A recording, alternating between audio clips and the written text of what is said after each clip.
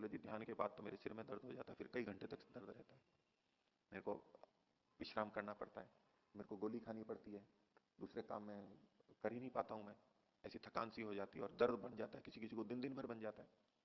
तो ऐसा किन्हीं को बनता हो तो ये धारणा स्थल नहीं लगाना चाहिए। यहाँ दर्द की समस्या होती है सिर की, यहां भी होती है और यहाँ ललाट पे भी होती है, किसी किसी को मूर्धा पे भी हो सकती है, अधिकतर यहाँ होती है।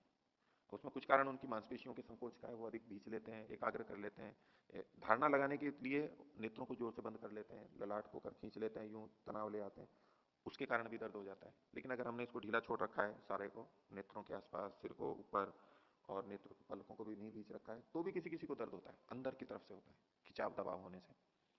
तो ऐसी स्थिति में दूसरा धारणा स्थल लेना। ये दो दो में अधिकतर होती है। किसी किसी को यहाँ पर चक्कर आने लग जाते हैं, सिर से घूमने लगेगा, किसी को उल्टी जैसा लगने लग जाता है, बेचैनी हो जाती है।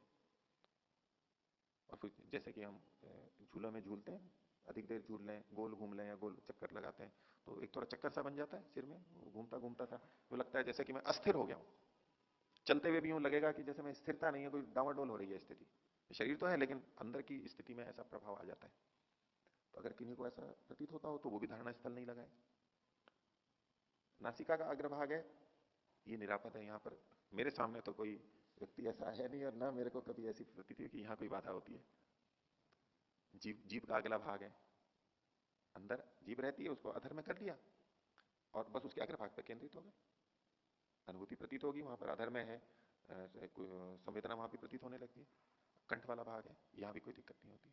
ये तीन स्थान, एक तो तीन, ये निरापद रहते हैं।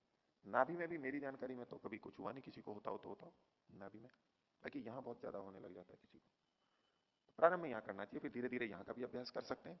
थोड़ी देर किया, फिर हटा लिया, फिर थोड़ी देर किया, फिर हटा लिया, किसी दिन थोड़ा थोड़ा किया, रोज थोड़ा थोड़ा करते करते धीरे धीरे आदत हो जाती है और वहां दिक्कत भी नहीं आती है, अभ्यस्त हो जाते हैं। जैसे व्यायाम का है, प्रारंभ में अधिक व्यायाम करते हैं तो दर्द होने लगता है शरीर में, लेकिन थोड़ा थोड़ा व्यायाम करते हैं प्रतिदिन, फिर दूसरा व्यायाम कर दिया, वो कठोर व्यायाम थोड़ा थोड़ा करते करते करते करते हमारी सामर्थ्य बढ़ जाती है। ऐसा ही धारणा में भी होता है। और बहुत सारे धारणा स्थल कहे गए हमें सब में लगाना है, वो कुशलता हो तो वो तो कहीं भी लग जाती है। तो पहले एक जगह पे हम अपने को स्थिर कर लें, अभ्यास हो जाता है, तो फिर दूसरी जगह तो बहुत आसानी से लग जाती है।